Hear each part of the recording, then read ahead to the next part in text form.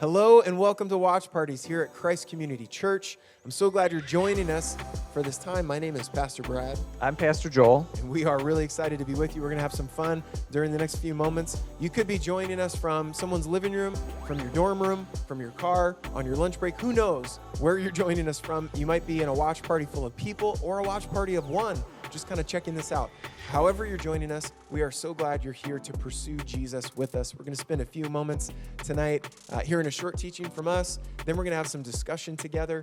And then we're going to respond to a spiritual invitation to take action, to really practice what we're going to be talking about tonight. And we're really excited to be together.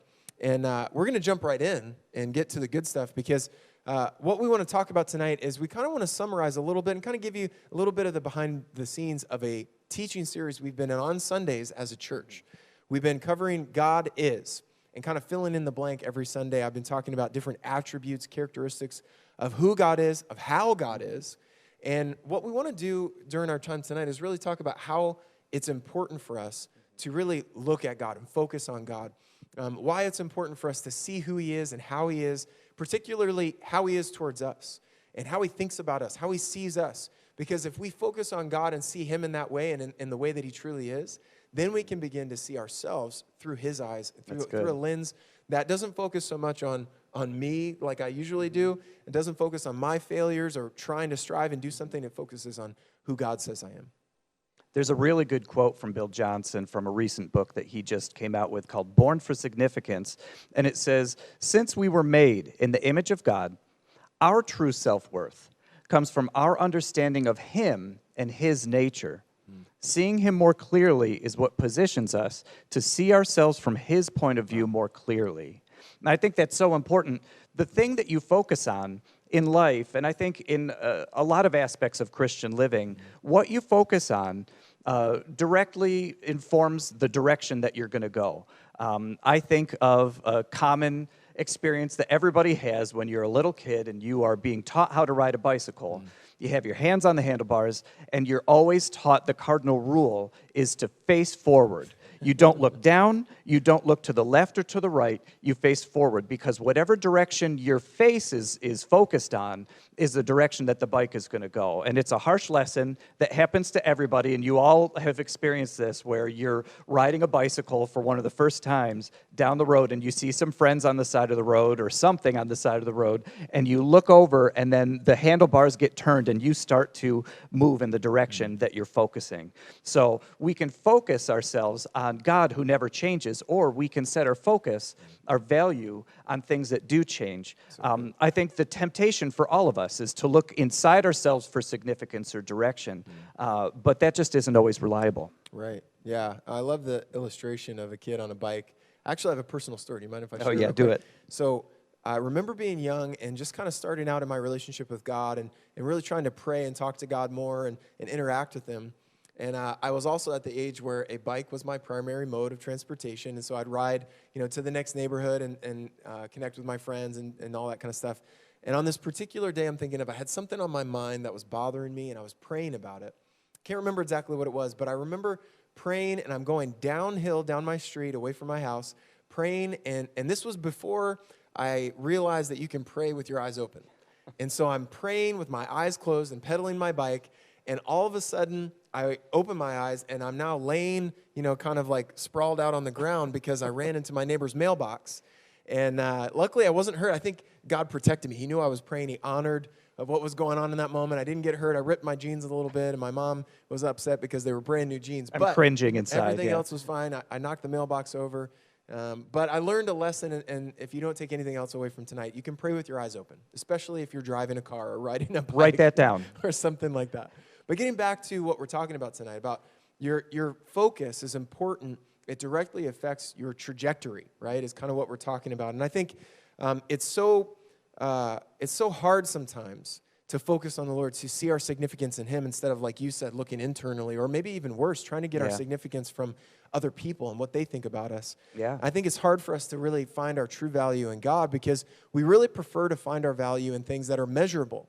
And our performance, our accomplishments, we tend to try to get our value from our jobs, from our parenting, from our performance and accomplishments. And the problem is, our lives aren't really full of that many highlights, right? And especially with social media and other things where we spend most of our time comparing our day-to-day to someone else's highlights. Now we really feel like failures. Now we really feel like we don't have value or significance, and we just keep chasing our tails instead of, like you said, Pastor Joel, focusing on God and who He is. In fact, I'd say that people teach us, and our experience and really the world around us tries to teach us that our significance and value comes from what we do. But in God and in His eyes and in His love for us, we see that our true significance, our true value, comes simply from how He loves us, how He sees us, what He says about us, what He thinks about us, and what's on His heart. And a couple of weeks ago in our God Is series, we covered that God is gracious.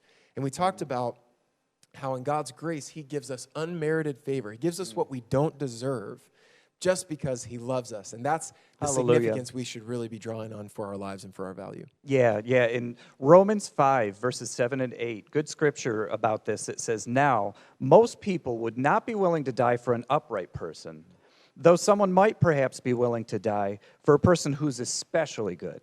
But God showed His great love for us by sending Christ to die for us while we were still sinners." And I think that that's so great because it's really tempting to look for something that is measurable, something that we can be in control of, something that we can do as an action or something that we can possess, that instead of the immeasurable love that God has for us and His immeasurable nature that never changes. Our value is decided by who we are to God. And it's not by anything that we do or have. And those things are so temporary. I've had days, and I'm sure everybody else has, where my hair just works exactly how I want it to work when I get done with a mirror after I take a shower, and I feel more valuable that day. And I don't know if anyone else has had that type of experience. That's not a very solid rock to be planting as my foundation. But a lot of us that have been walking with the Lord for a long time, I think a common trap that we fall into is that we want to be good servants, and I think that we should want to be good servants. I think that we should do everything that we do as an act of worship to God, but we are enough just as His child. And I think that that's so important because there's a lot of things in life that can change. But your sonship, your daughtership as a child of God will never change. And that's something that is immeasurably worth so much more. Yeah. I think this is honestly a big reason why many of us come to church, why many of us read our Bibles. It's because we're trying to gain that significance. We're trying to, you talked about having a good hair day. I think the same thing applies to like working out. Some of us start off a new year, start a new season of life, or trying to get ready for the summer swimsuit season or something. And we start out working out. And if you work out yesterday, you feel a little better about yourself today. And if you don't work out and eat a cheeseburger for lunch yesterday, you feel worse about yourself today. Well, that you can't bring that into your relationship with God. It really, when you come to God, you come with a posture of receiving your value, receiving your significance. It's kind of like that's great. That person in your family, Pastor Joel. I don't know if you have someone. I know I have some people in my family like this who just don't know how to receive gifts. Do you have somebody like this in your family? Just raise your hand if you know someone, or maybe you are that person. I have some people in my family, and usually it's a parent or a grandparent or somebody like that who spent much of their life sacrificing and giving to others. And they've kind of figured out that, that's their identity, that's their value, their significance in the family is because I sacrifice and give. And if that's my identity, then I don't know how to receive from someone else. And that's what you're talking about, the difference between a servant and a child. And so, I remember specifically something in my family. I won't say who it was, but someone gave a gift to someone else, to a person who really has really found their value in giving and sacrificing for others.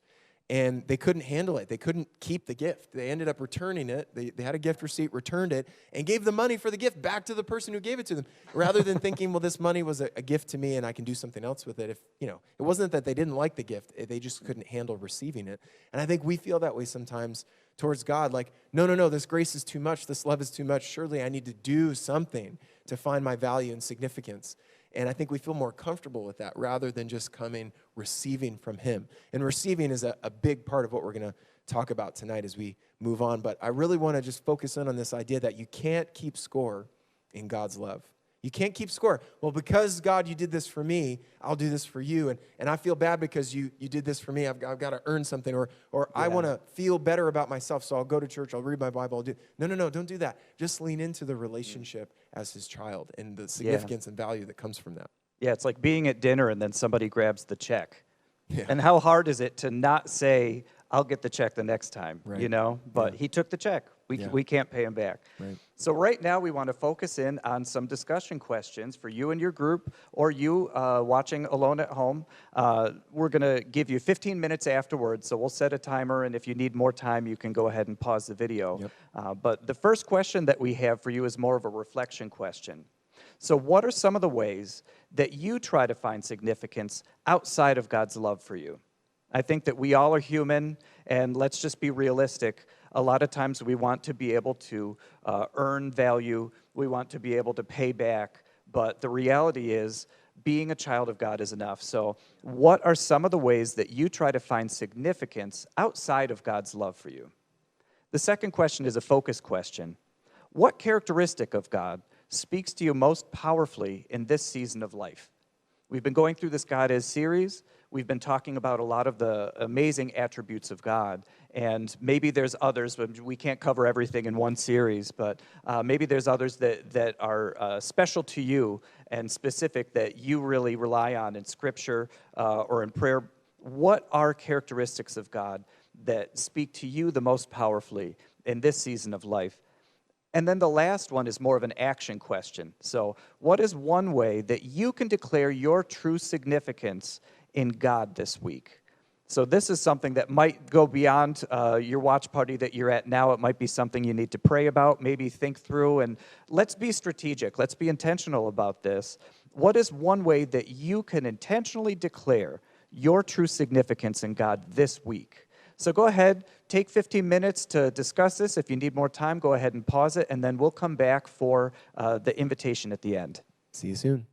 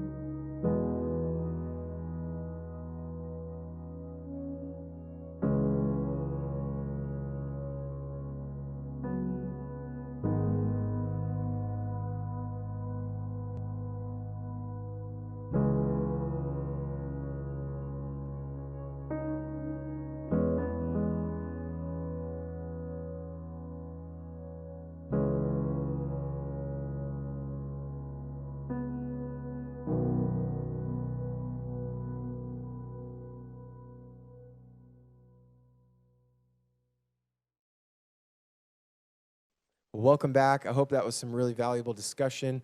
If you're in a watch party with people, you were able to talk a little bit about some of the answers to those questions that you just were able to share with other people and hear what's going on with them too. It's great. Maybe you're in a watch party of one and you're just watching this and you were able to just take some self-inventory, maybe even write some things down that are really important as you pursue Jesus and really try to stop, trying to strive for your significance, but really see how significant and valuable you are in God's eyes already just because of who you are.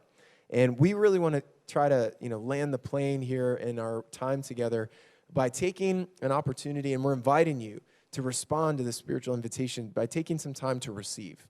That's kind of what we've been talking about, right? It's not performing, not earning, not gaining, but receiving from the Lord. And so we're going to shift a little bit here to really focus on how you are valuable to God simply because of who you are in his eyes and in his love and to his heart. That's good. And so we want to spend a few quiet moments as this video expires here, and you're going to spend some time either as a watch party or by yourself. Maybe you don't have time right now and you'll have some time later today or on another day this week.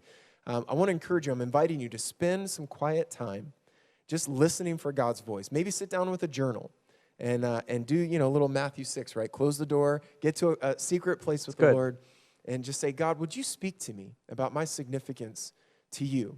my significance in your love, my significance in your eyes, my value to you that's apart from my performance, apart from what I can do or accomplish. In my best day, my worst day doesn't matter because I'm still valuable and significant in your eyes. In fact, I would say that is a primary teaching of the gospel, that your life is valuable. You are worthy of love. And if you need proof, just look at the cross, right? And so just sit down and think about the cross and ask God to speak to you. Write down whatever he says when he speaks identity and value and significance over you. Another thing we want to invite you to in terms of a spiritual response here is maybe sometime this week, maybe even today, if you think of someone in your life that you just want to communicate love and significance to and just say, hey, you're valuable to me. It doesn't matter, it's not the things you do. That's great. You're just valuable because of who you are to me, and I love you, and I just wanted you to know that.